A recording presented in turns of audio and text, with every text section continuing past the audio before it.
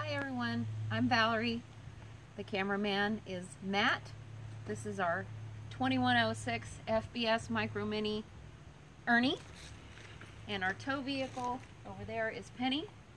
And apparently we have a travel companion, Mr. Stickbug, who has been with us apparently since back home in Kansas at Clinton Lake.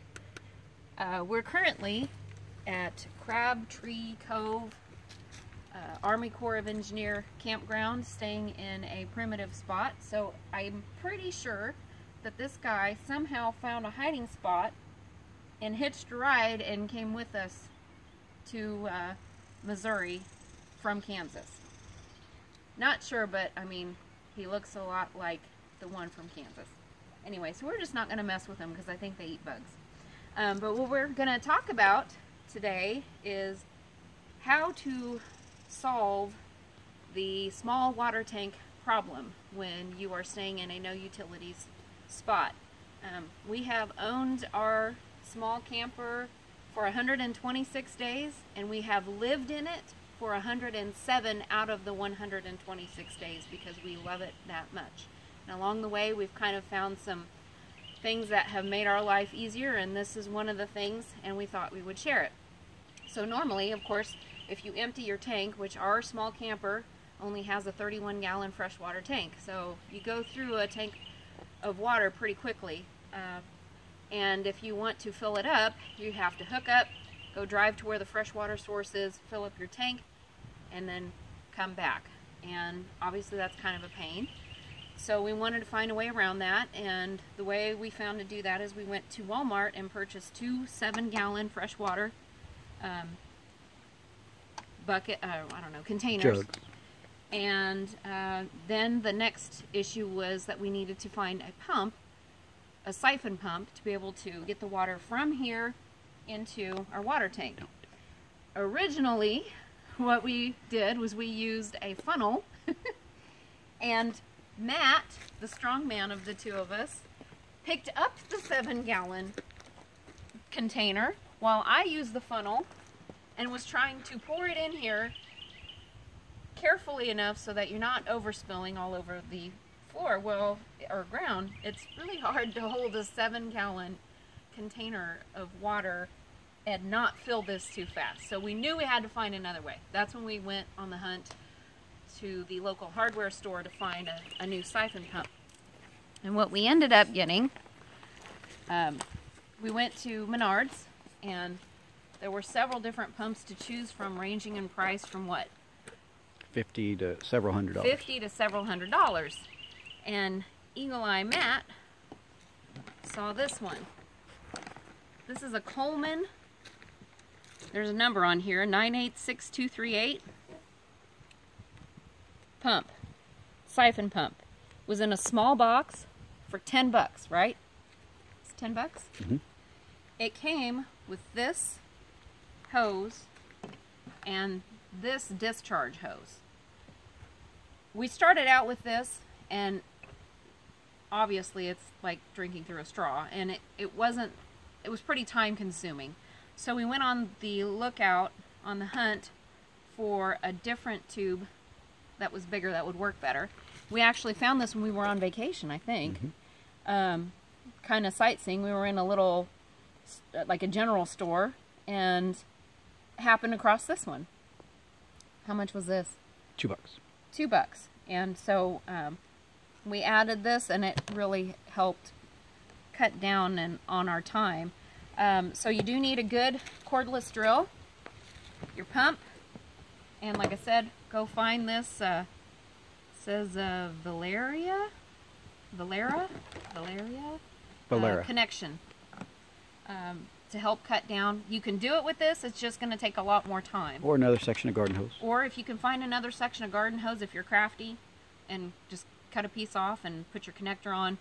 But we found this thing with the connector, and it was just a few bucks, so it was worth it to us. So now I'm going to let Matt demonstrate on how you fill it up. So we're going to switch here.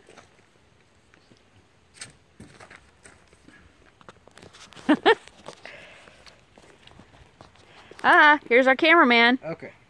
So obviously just hook it up to your drill here. Baby, you have to talk loud. Hook it up to your drill.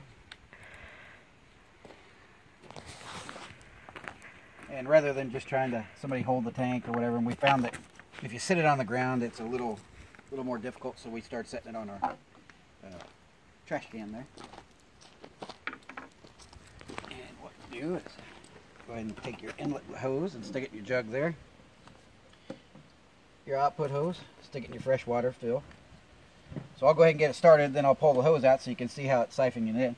So you're going to start your drill up. Obviously it's going to be noisy, but it pumps it out through there and into your freshwater tank. So as you can see, it's pumping your water out. Yep. So what I do is I'll just put the hose all the way in. That way the fitting kind of holds it in place, so when your drill's spinning, it holds it for you, so you don't have to stand here and hold it. And I just kind of do this and pump it in. And it generally takes about, I don't know, a minute and a half, something like that, to empty the jug, maybe even a little longer, I'm not real sure.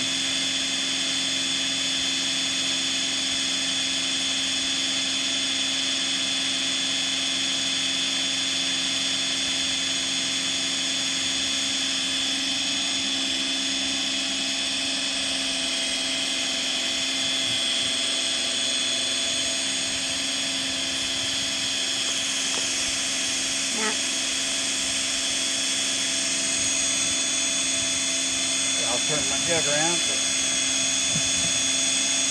just the way that my hose is curling there.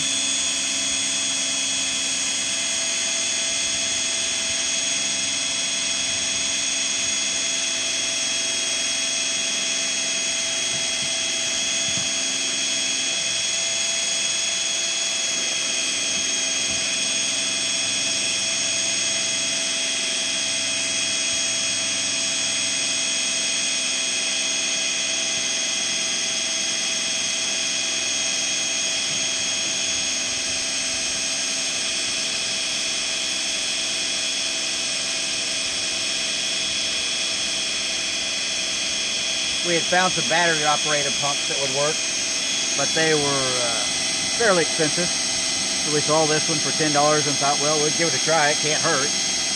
And so they were quite a bit larger also. So for us, a big thing was the space. So being able to have this little bitty hose into our storage tub made a huge difference also. And you know, since we always have our drill with us anyway, it's kind of a 2-for-1.